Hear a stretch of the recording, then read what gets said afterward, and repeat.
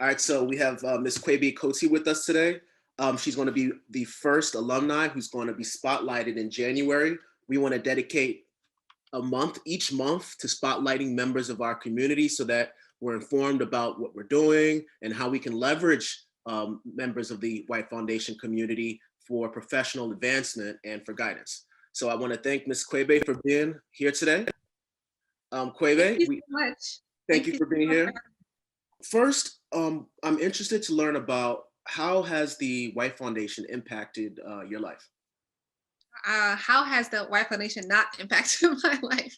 No, but on a serious note, well, it, like most of us, it completely changed the trajectory of my life. At the time when I entered the Wight Foundation, a little backstory, I guess, I went to McKinley School in Newark.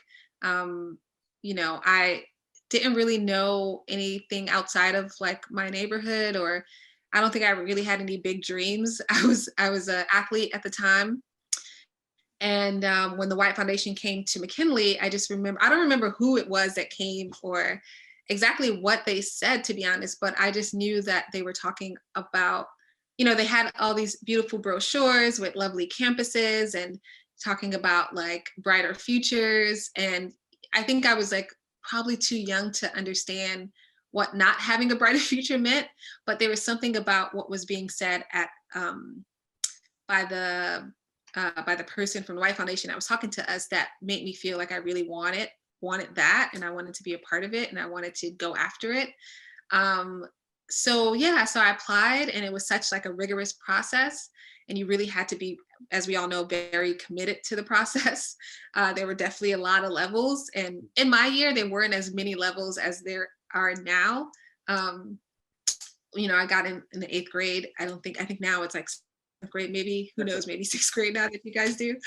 So it was like it was a huge commitment. It was very hard. It was like weekend classes, but I just wanted it so bad. And I didn't know what I wanted so bad. I just knew that the promise of like a bigger future was what I wanted. Anyway, so when I got into the Wight Foundation, like I didn't know how my life was going to change. I didn't know what it meant for the future of my entire trajectory. I just knew that it was like a whole nother world, I went to, I think it was the Hill School for the summer before you go away for boarding school, we go to summer school. I went to the Hill School, and I just remember being at the Hill School being like, what? It was like such a beautiful place. It was like there was like a huge track, and like the lunchroom was like Harry Potter lunchroom, like it was like so much happening there. It was like, you made your own like waffles in the morning, like you got to like decide how you wanted your eggs. And I was just like, what is this place? Anyway, all jokes aside, it was beautiful, but it was also very hard, just being like the Black student, or like, the student from the inner city. But yeah, it was just like a lot of challenges to overcome. And how it changed my life, or how the Wight Foundation experience changed my life, was it introduced me to so many different people from so many different places. It challenged my entire existence. It showed me how to overcome sadness, and how to overcome feeling different, feeling poor, feeling like the inner city kid, feeling like the scholarship kid. It allowed me to, despite all that, persevere. It gave me an education that a lot of people from where we came from don't have the access to. And it gave me a network of people that helped me get that job, this job, like this other job. So yeah, it did a lot. You mentioned that experience at the Hill, right? I mean, for me, I know there was a steep learning curve when I first started boarding school. I went to the Hunt School for the summer, and you mentioned like the Harry Potter lunchrooms. Yeah, I remember we had a chef. He'd always make me the Hun McMuffins. I'd eat like 3 or 4 of those, right? Like every day. So I'm wondering now if you could just walk me through like the boarding school experience. Would you recommend boarding school to someone else? Well, what'd you say? Why or why not?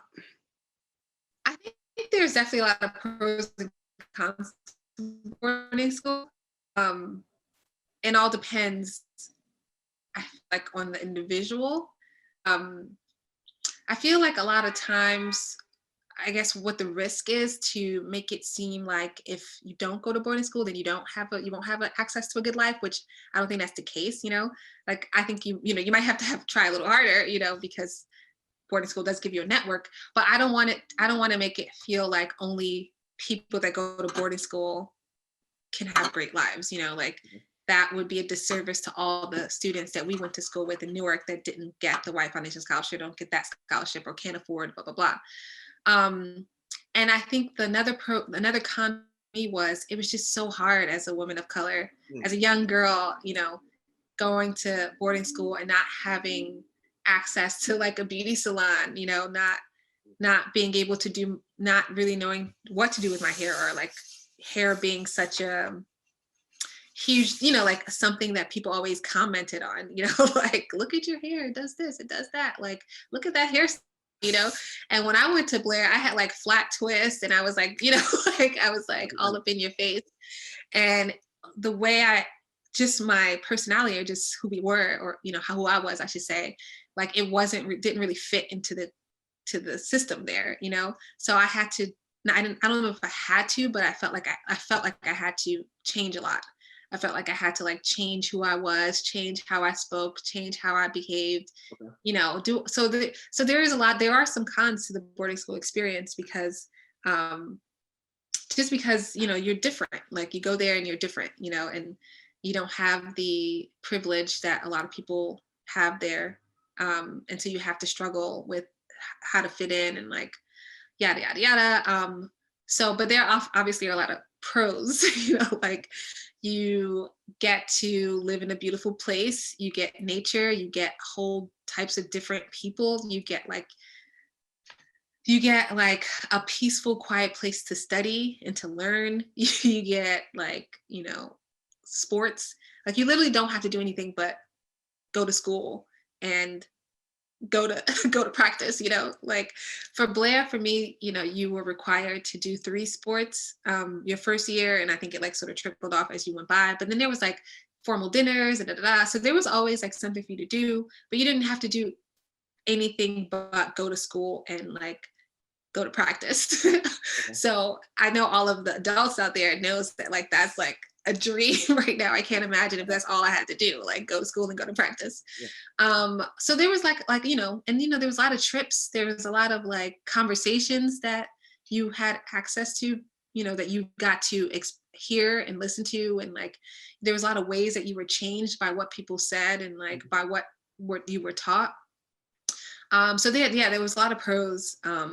Like I said, but there's a lot of cons. So like, so it's sort of like balance. It kind of feels like, for me right now, looking back after so many years, I'm very happy that I went, that I was a scholar, a Wight Foundation scholar. I'm very happy I went to Blair.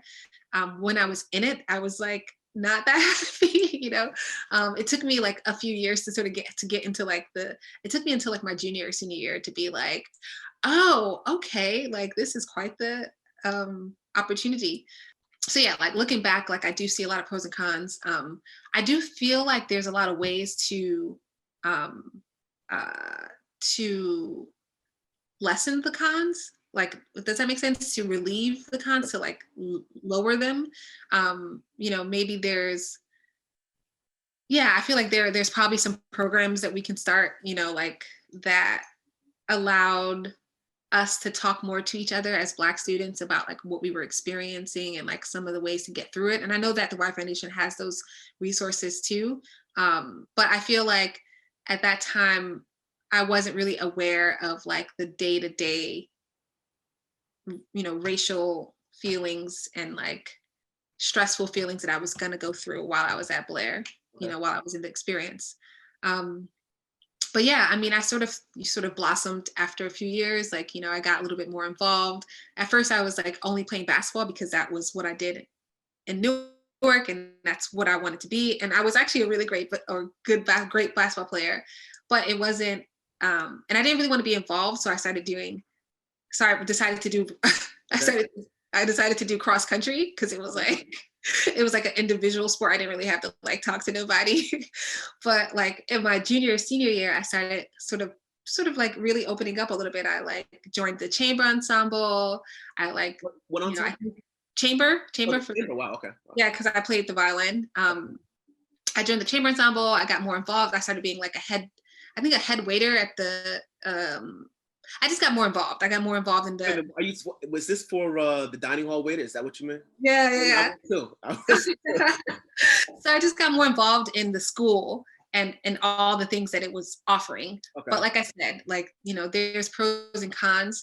I'm very happy that I experienced Blair, and I like, and I'm very happy that I experienced Blair, and I think that is a huge opportunity. But just like bringing a little bit more awareness to the challenges that students might face when they get to boarding school. So you mentioned challenges. I'm curious, like what person or course or experience most influenced you, right, as a Wight Foundation scholar? This could be during Blair, or it could be just at the office. I don't know. I mean, I would say that like Miss Geese was always like so amazing. Like, you know, always there, always inspiring, always like saying inspiring things. And there was a college, I don't know if it's college advisor or I don't know what that role is called now. No, but there was somebody. You have a college advisor. That's right. Right now, Yeah, Miss Slaughter. Is who? Miss Samadi Slaughter. That's who our current college advisor. Okay, she was on last night, right? Yeah, she was on last night. Oh yeah, she's really cool. Yeah, Kevin Hudson. Kevin Hudson, he was the college advisor. I think that was his role back then. That's right. But he was so amazing. He was just so like always ready to ride or die for the students. Yeah. And I remember, you know, I'm not sure if he remembers, but I remember when I was actually in college at this point, this was after, you know, high school, and I was going through a really hard time, like in my life. And a lot of things were slipping. My grades were slipping in college. Like my life was slipping and I didn't know what to do. And I remember talking to Kevin, and I don't remember what he said to me, to be honest, but I just remember reaching out to Kevin and talking to him about all the things that were going on and all the things that were going on. And he was just there and like ready to provide solutions and like, you know, give me some options of what to do, et cetera, et cetera. And I think that was a good moment for me and like a good experience. Being a Wight Foundation scholar. And it was like after high school, like I was in college, and I think it was like 3 years into college too. So yeah, just having that place to go back to when you feel like your life is falling apart, you know, and, you know, having that anchor. Because for me, the Wight Foundation is like an anchor. It was like the beginning of a lot of things, you know.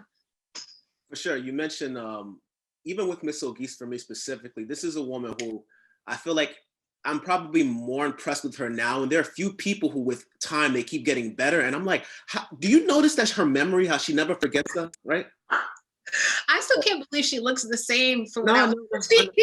I'm just like, something's not adding up here. Yeah. She's like really mentally mobile and like agile, right? And I respect that. You mentioned Blair and the hardships, and I know now you've opened a film festival, right? You founded a film festival, right? So I'm curious, like, about your current career path and what took you there. Yeah, so you know, it's so funny. My career path has always like little different stories. As I get older, I'm like, oh wait, that was the actual story. So it changes sometimes. Do you consider yourself a director or an entrepreneur? Or well, you're not do you direct? I'm sorry. You mean a film director? Do you consider yourself a film director or an entrepreneur? Both. Both. Got it. Both. So like if you look up my bio, it says like director, entrepreneur, producer. You know, like,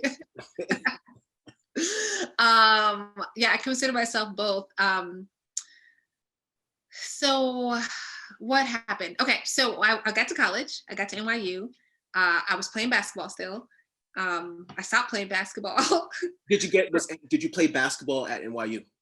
Yeah. Oh, I played not all my years, but I played basketball at Blair, and then I got an educational scholarship through basketball. Oh wow! Not like a basketball scholarship, but like for NYU's Division III. So a lot of Division III colleges, they find students that they really like, and they sort of like just sort of help them, like, you know, finesse, like get like some scholarships, whatever. Okay. Anyway, so I went to NYU and I didn't even play for the whole year. I started playing, and it was hard and very challenging. And I didn't really, you know, I didn't really get along with my coach, and she was very scary to me. Okay. So long story short, I stopped playing basketball, and then I was just lost. I was like, what am I gonna do with my life? You know, like, I'm a basketball player. So I spent the next few years like sort of like not sure what to do, trying out a few things. Like, being in New York made it easy, and also being in New York, like with artists and the theaters and blah, blah, blah. So I found myself like being in the creative scene a lot. Like, I found myself being attracted to creators and writers and directors and actors and those types of people, and being like, oh, I really like this. You know, I really like going to these plays. I really like watching these movies and talking to these people that are doing film and theater. And so my last year at NYU, I took a video art class. And in that video art class, I made my first short film. Mm-hmm. And I just loved that experience. I was just like, oh my God, this is amazing. This is like something that I love to do as much as I loved playing basketball. Because like when I played basketball and I was an athlete, it was just something I could just do without thinking about it. It was just like, it came so natural. So when I started this video art class and I made this short film, and I just committed everything to it, I was just like, oh, okay, I love this. I love doing this. This is like something that I want to pursue. And so that's how that was my beginning journey into the film and entertainment industry or world. I didn't know where I wanted to take it. I didn't know what things were possible in the film and entertainment industry. I just knew that I loved making films, and I loved being with the filmmakers and the actors and the directors, and I liked being in that community. So after NYU, when I graduated, I moved to Brooklyn, and I had at that time. I'm sorry, you said your first short film. This was at NYU, right? Yeah. Okay, go ahead. Yeah, it was bad. It was really bad. It was in black and white. It made no sense, but I loved doing it. Okay. And so I graduated NYU. I moved to Brooklyn. By that time I had gone to a few film festivals, and I loved what the film festival does. The film festival is basically a place where like all the people in the industry come together. They watch the new movies, they connect, they network. You see the actors, you see the directors, you see the producers, you see the networks, you know, like everybody's there in this one place. So there's it's like, you know, it's like a hub for the film industry. Okay. And I love that about it. So when I moved to Bushwick, like, I don't know, out of nowhere, I was just like, I want to start a film festival, you know, like I want to do this thing. And then I just called up a bunch of friends and was like, hey, let's start this film festival. I think it's fun. Bushwick is like, you know, on the verge of, you know, popping off. It was like a really cool neighborhood. And, you know, it was like a lot of immigrants, but it was a lot of artists, and it was like a little whatever. So I started the festival. And, you know, one thing also, it was a way for me to learn about the film industry and to learn how to become a filmmaker. And because like my last year at NYU, I hadn't been a film student. I wasn't in Tisch. So I was like, my last year, like, how do I get in this industry? So the festival allowed me to learn a lot. It gave me skills as a business person. And so, yeah, so 13 years later, it's like totally grown and gotten so much bigger than I never really thought that I would be doing it as a business. So yeah, I think I might have answered your question. No. So I'm curious then, what does a typical day look like for you, right? Like, what do you actually do? Okay, what do I actually do? Okay, so as of late, like let's say the last, you know, say pre-COVID, right? Like pre-COVID. So not only do I own the film festival, and my role at the film festival is like CEO, but so basically my main job is to bring in sponsors and partners and oversee all the departments that we have. Like the programming department is basically the department that watches all the films, does all the outreach for new films, connects with the filmmakers, etc. So overseeing the film and programming department, overseeing the admin department, so administrative assistant. She's like, you know, she works with me closely. but also manages all the volunteers, because a huge part of film festivals are volunteers. We have a lot of volunteers, Okay. maybe like 40 or 50. So Okay. overseeing volunteers and interns, and then marketing, the social media, the campaigns and newsletters, the just putting the brand out there. Okay. But so, I mean, my main role is sponsorship, partnerships, and like marketing, and everything else I oversee and sort of like like guide and dabble. Obviously, in the beginning, I did all of that. I watched films, so that's the festival. And I was telling you earlier that we also have an institute, which is a nonprofit part of the festival. The nonprofit is basically all of our programs, like educational or community programs. For example, we had a program last year with one of our partners, B&H and Canon, and we did a summer filmmaking program for young people in the neighborhood, underrepresented voices, to create short documentaries. It was like a really dope thing. We paired them with like our more experienced filmmakers and networks, and we got HBO, we got ESPN, we got them come in and talk to them. Then they made a short film and we screened it at the film festival. So that was super dope. And that's through the Institute. And me as an individual, as you commented earlier, is I'm also a filmmaker. So I direct, mainly as of yet, is short documentaries. So people hire me to make short documentaries for their company, mainly. I haven't made any like outside companies documentaries. And I'm also writing and directing my own stuff, which I hope somebody buys. We'll make that happen. What are some of the big projects that you're working on now? What's taking the most time now? Across all boards, or just general? Your work, the Bushwick Film Festival. Well, I mean, this year, the Bushwick Film Festival was very challenging, obviously because of COVID. Okay. So that took up the festival took up most of my year, like trying to figure out how to pivot, trying to figure out how to not lose my sponsors, okay. Trying to figure out how to not lose our money, trying to figure out how to survive. We did lose 2 of our major sponsors, so that was big. But luckily, because of PPP and EIDL, we were able to survive without them. Okay. We got some new sponsors here and there. But yeah, so that was the biggest part. And then we also had to figure out how to go digital. Obviously, Film Festival was a live event. So we had to build a streaming platform.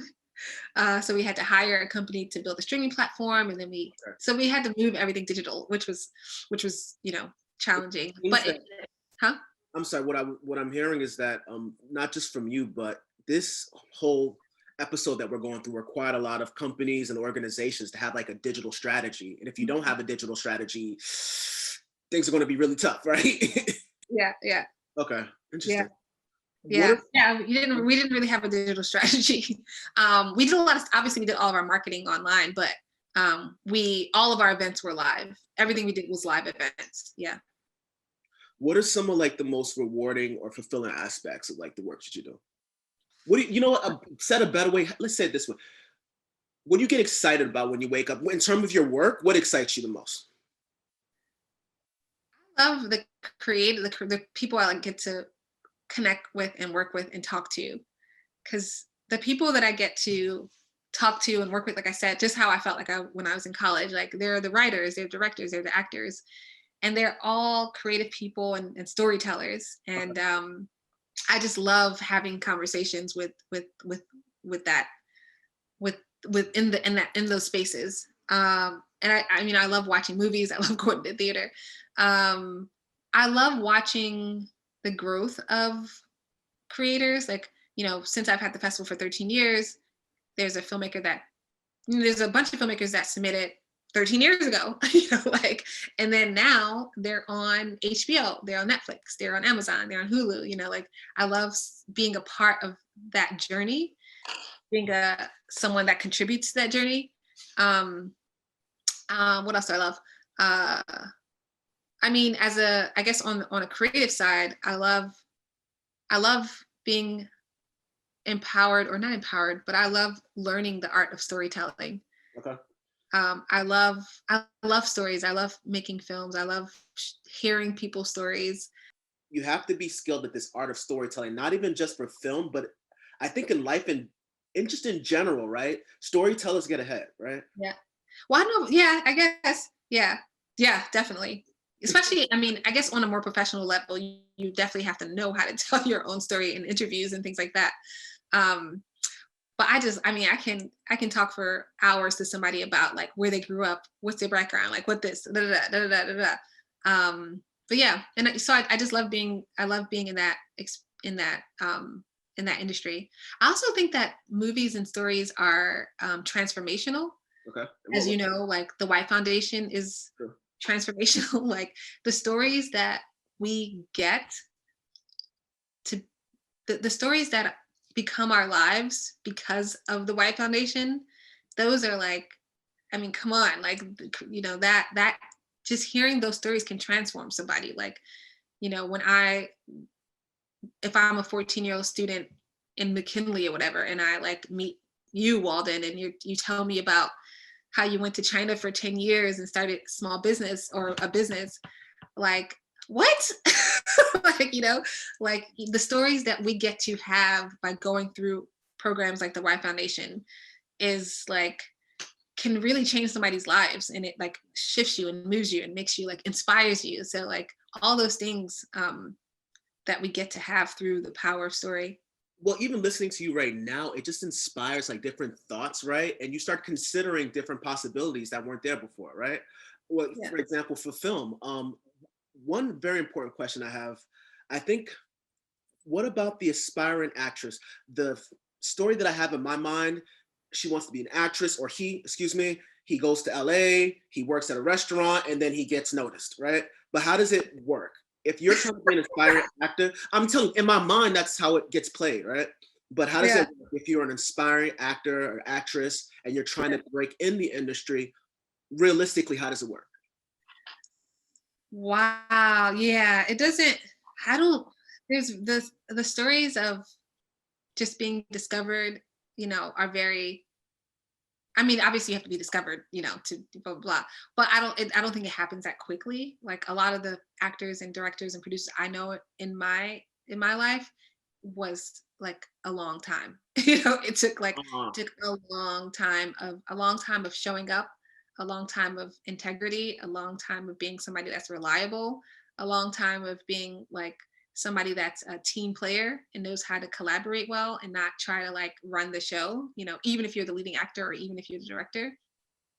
It took years of showing up in those ways that got them the success uh. that they And it's got, not like someone on David Cameron's team seeing you at a local, I don't know, a diner, right? It's not something like that.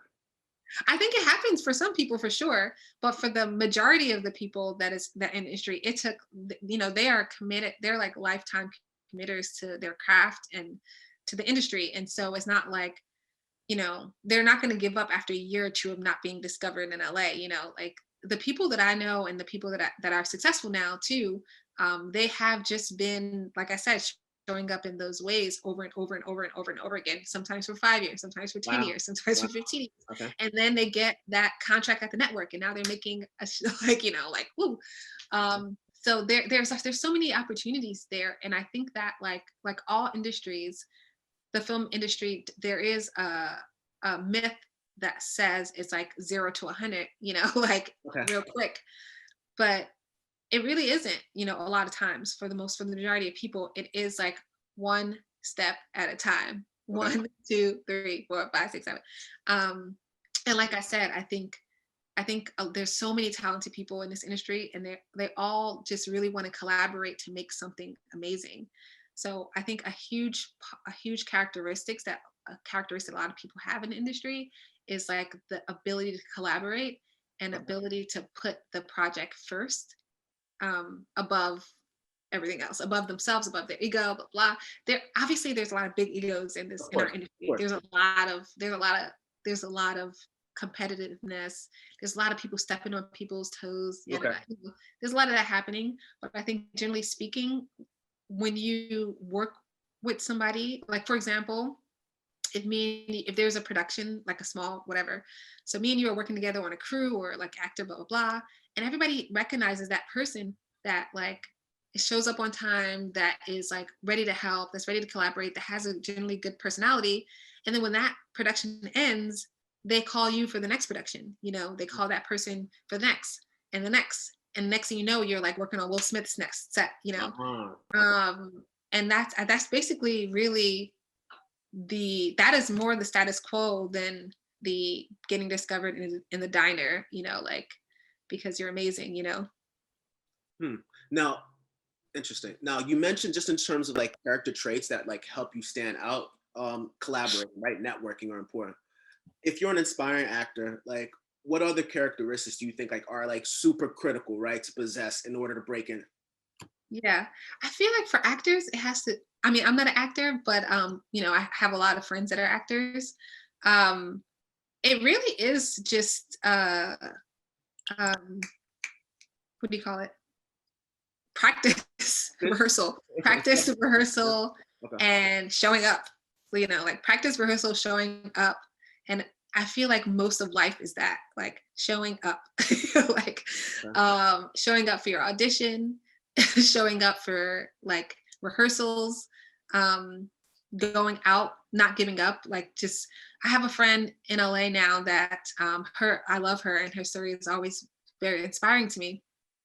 You know, when she got to LA, and right now she's really successful, she just did like, you know, like off Broadway theater plays over and over and over. And she like performed outside. She like did that. Like she was just like, you know, like just out there, you know.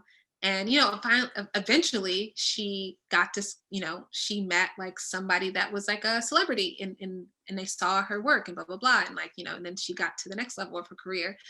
But yeah, I think like literally just being prepared.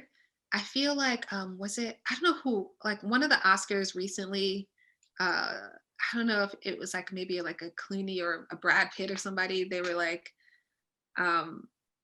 talking about, you know, like showing up on set and knowing your lines. Wow.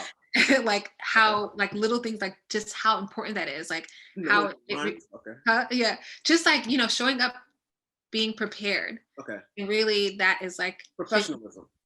Yeah. Doing your job, Like right? it really isn't, I don't think there really is any, I mean, generally speaking, it's not like a huge mystery or like a, you know, I mean, you could try to like, you know, be friends with like the head of the network or like be friends with a celebrity, but like they have their own lives, you know, like they really just, everybody just really appreciates somebody that is a good worker. So I'm gonna have some really, I had these questions written down and I was like, you know what, should I ask? I need to ask. In terms of for Black women and like Black Hollywood, right? We don't see a lot of like big budget films with a predominantly Black cast. I think it was, geez, my mind is drawing a blank right now, Black Panther, right? Mm-hmm. That was the first big budget film that I've seen with, it was like predominantly Black. I think they had like the end of the protagonist was that South African guy, right? Yeah. Why don't we see more Black like leads and roles in Hollywood? Systematic racism. That's okay. Okay. So I think that like, you know, I say that not lightly.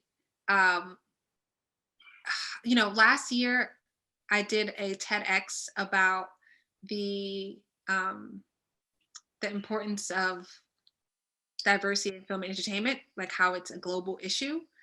And I think just the history of our country being like a racist country and not having the opportunities for people of color that our counterparts have in the industry, how that translated or how that developed is, you know, when the theater first started, obviously we weren't allowed to be on camera, we weren't allowed to act, and then eventually, I feel like the major studios.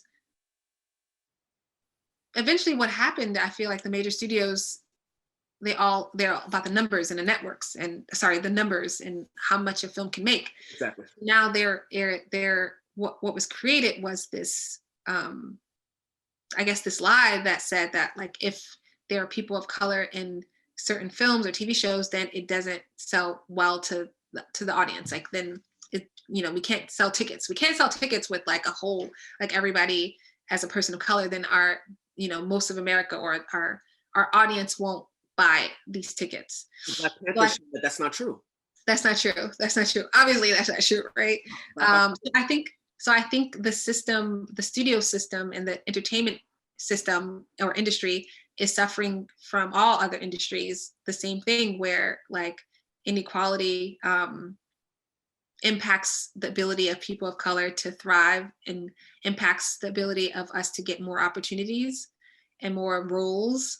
And also the people at the top now still, it's very like the people, there's no, other than Tyler Perry, there aren't any people of color that own a network or a studio. Sure. And the studio is king.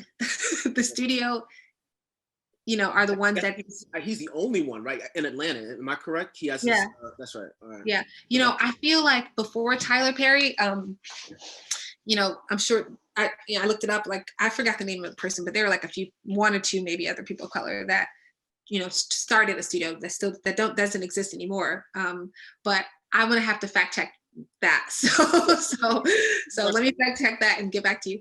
But anyway, like I said, the networks are not owned by people of color, and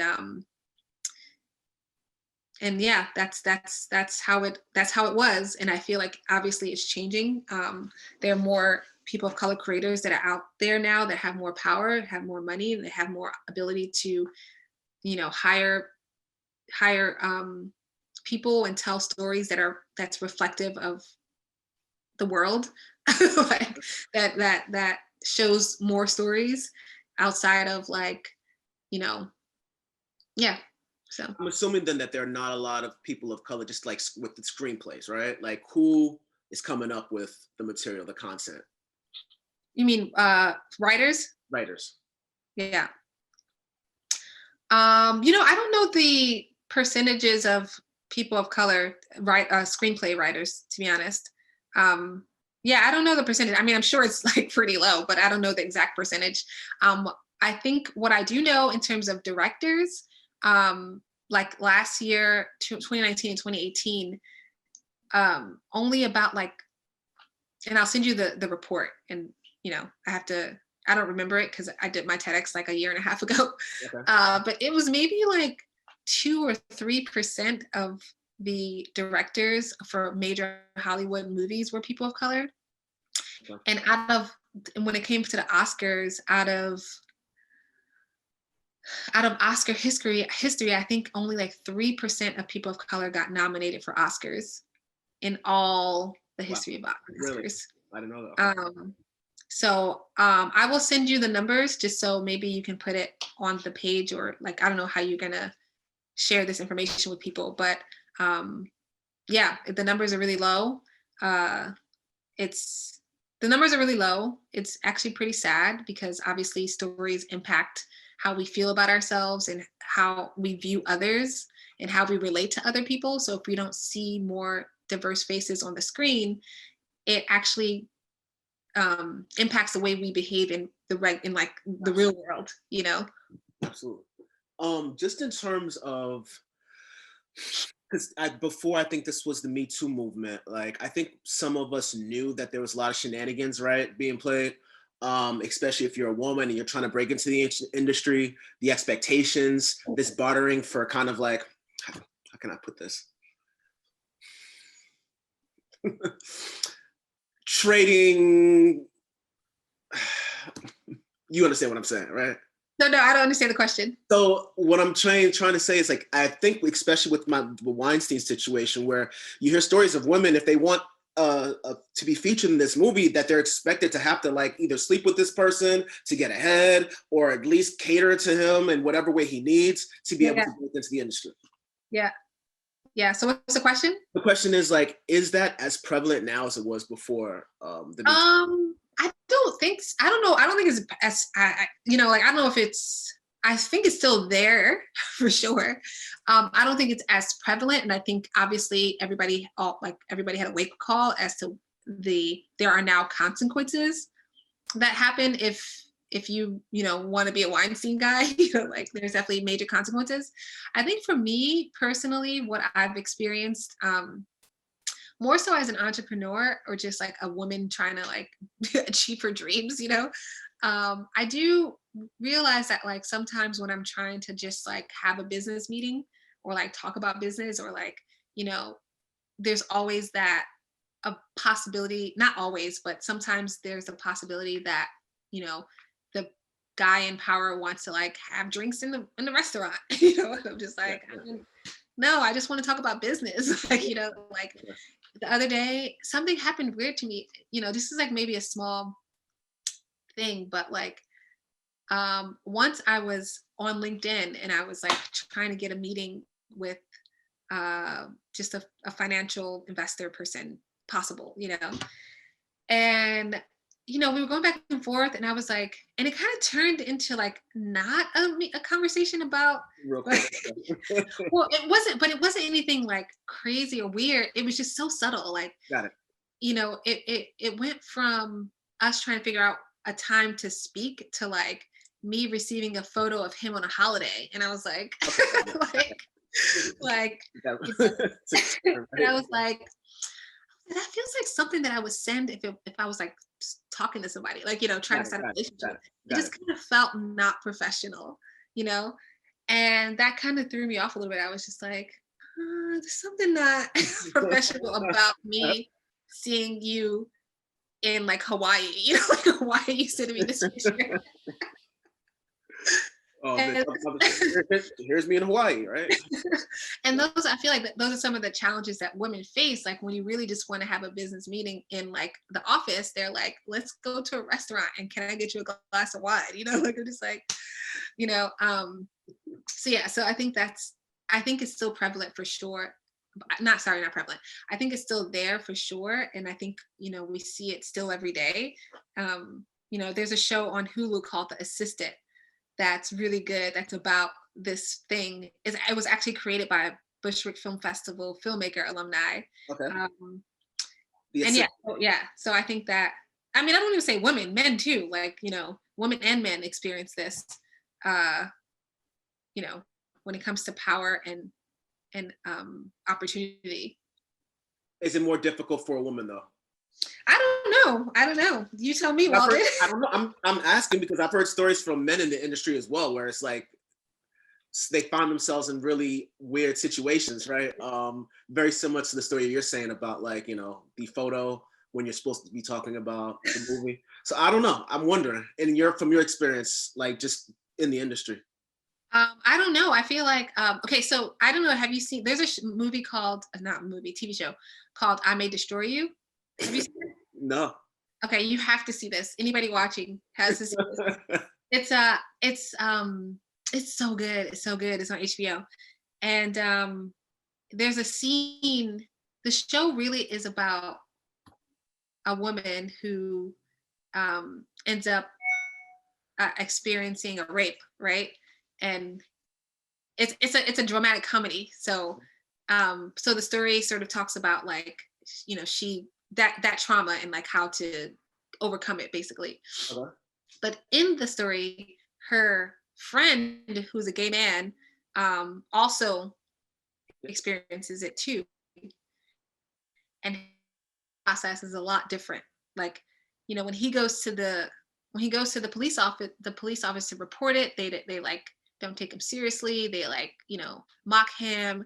They, as a gay man, I don't know what it's like to have that experience in the industry, but like what I love about that show is it shows the difference between like when women experience it, which is terrible altogether, like, but like if a gay man experiences, or if a straight man experiences, I don't know what that's like either. But society looks at it differently, and it's, they have more challenges to overcome as well. So yeah, I don't really know what that actually opened my eyes a little bit to the difference of what that's like to experience. If you have any advice for students interested in your field, what would it be? Yes. Um, First, I would say that it's a huge industry. So there are a lot of different things that you can do in the entertainment, film and entertainment industry. So I would recommend exploring not, you don't even have to explore. I would recommend getting to know all the different options that you can do. Like you don't necessarily just have to be an actor or a director. You can be a screenplay writer, you can be a producer, you could being a director of development, which are the people that decide which films, which scripts are picked up to be made as films. There's thousands of other things you can do in the industry, in the film and entertainment industry, media. So I would recommend getting a bigger picture of what's out there and what's possible. And at any point you can sort of like move. A lot of people in the industry move from being producers to directors to actors to writers, like, so it's a huge industry and there's lots of things to do. So I would recommend raising your awareness of what's possible in the industry. Then I would say like explore, some things, explore, get to know like different parts of it, like get to know, like just sort of wrap your mind around what it really means to make a film, what it really means to produce a TV show, like all the things that go into it. And I'm not saying that you have to know everything perfectly, but just have an awareness. I would also say that I think collaboration, the spirit of collaboration, goes really a long way in this industry. There's so many moving parts to theater production, a movie. There's so many moving parts. And the only way that it can work is everybody's on the same page and willing to work together and like be humble and like have integrity and show up on time and know your lines, So I think the spirit of showing up in the spirit of collaboration and wanting to contribute and serve the production, the theater, blah, blah, blah, blah, blah, that goes a really long way. And I think people recognize that because not a lot of people are like that, I think people really recognize that if you have that quality in you. And a lot of people don't have the quality in you. They just have to like cultivate it, like if you're like, this sucks, like just cultivate it. Like there's always a way to cultivate a characteristic, The last thing I'll say is like, it's hard. So, don't give up, like just, don't give up. Like it may take 5 years to get where you want to get, or it may take 10 years to get where you want to get. It may take 15 years. But if you really love, working in film entertainment and this is what you want to do, this is actually just your life, like there's no end, like I'm sure,